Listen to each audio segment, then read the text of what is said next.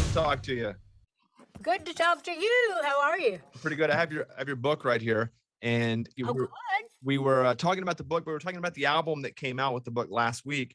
So this and you hosting the ACMs. See, everybody gives you credit for being really smart, and I think they should because you've packaged all this together. You can do all this press at one time, and you're knocking it all out. This is amazing. So let's talk about the book first that came out today.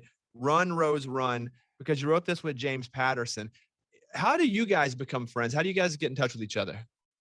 Well, actually, he called me. He was interested in writing a book with me. I don't know why, but he was. I guess he had written a couple of things with different celebrities or different popular people.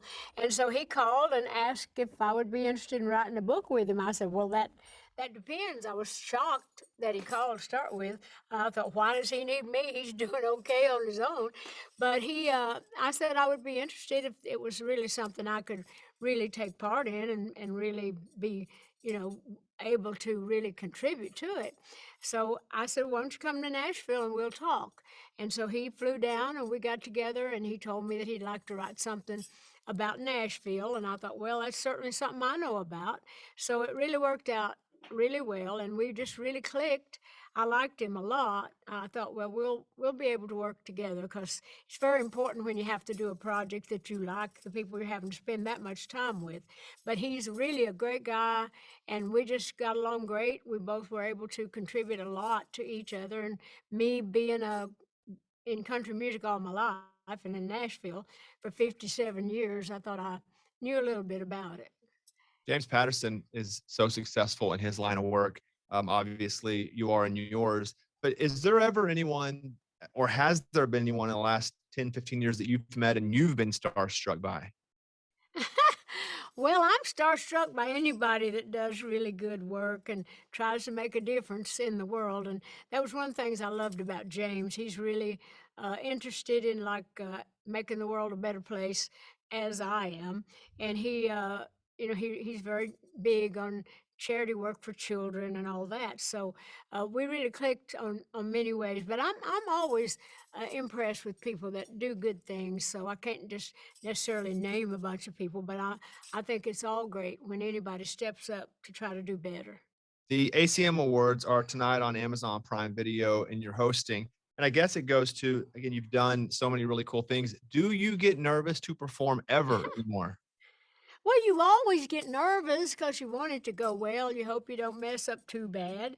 But that's what they call those butterflies. I don't think you ever outgrow that. I don't think you should because that's also part of the excitement. But yeah, I'm always hoping to do good and hoping I don't disappoint anybody. But just as soon as that light hits me, I'm off and running then, it's too late now. So I always look forward to it. I love the crowd. I love doing that. I've been doing television all my life. So I'm looking forward to it. I'm excited about it, really. I was just looking at some of the stuff over the past, or since the last time we spoken, which was the baking line with Duncan Hines, the ice cream, the book that's out today, the music that came out last Friday. And, there's so much that you're involved in. Do you have a person that you trust where you sit and you go, okay, let's decide what massive project we're going to take on next? Because I'm sure people are throwing ideas at you all the time. How they do. I have been blessed to be surrounded with wonderful people.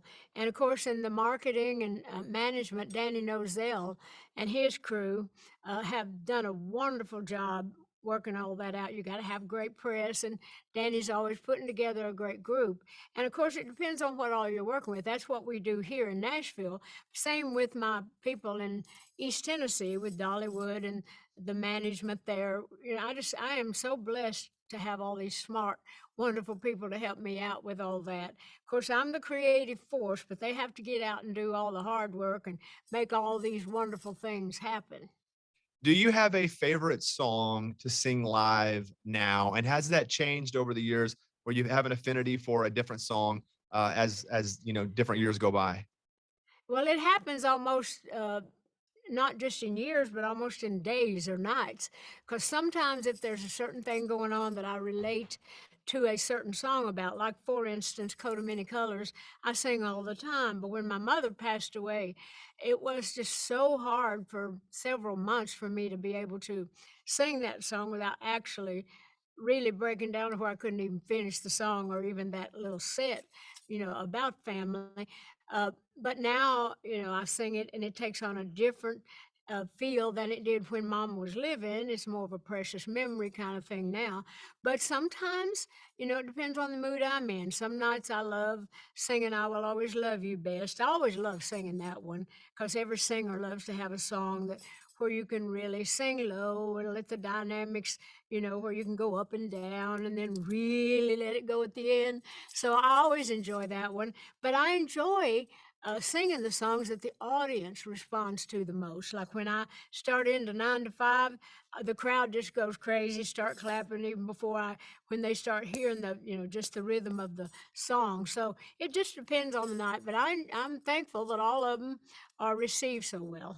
I have two questions for you, and we'll wrap here. But there was a story about Keith Urban being your dream duet partner. Are you guys actually working on that now? Because once that becomes a story, I think Keith probably reaches out. Like, is that a thing? Well, actually, I did a duet with him many, many years ago. Um, with him, but I would love to actually have something else with him because I think our voices fit.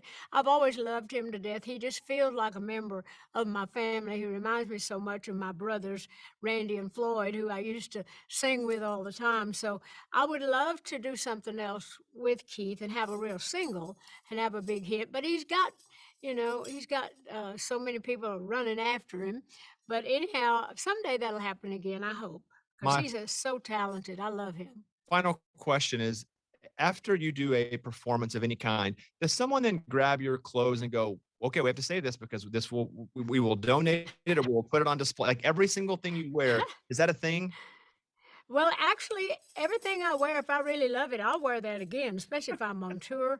And after a few weeks, somebody asked me if I only wear clothes once. No, there are some things I only wear once, like if it's a really big event, and then we put that in the museum, but that's rare. Because usually I'll wear things different times until I'm finished with that. Sometimes we even remake them. Like if they're a long gown, we might shorten it and then I'll wear it like that for a while. And then if it's done so many important things, it goes in the museum or we auction it off at some charity event. You guys can go to shop.dollyparton.com, get Run, Rose, Run. The music came out last Friday. And then also tonight on Amazon Prime Video, Dolly is hosting the ACMs. Dolly, thank you. Yep. Great to see you. And hopefully I will see you soon. Good luck tonight. Okay, thank you. Looking forward to it. All right. Bye bye. This is about it.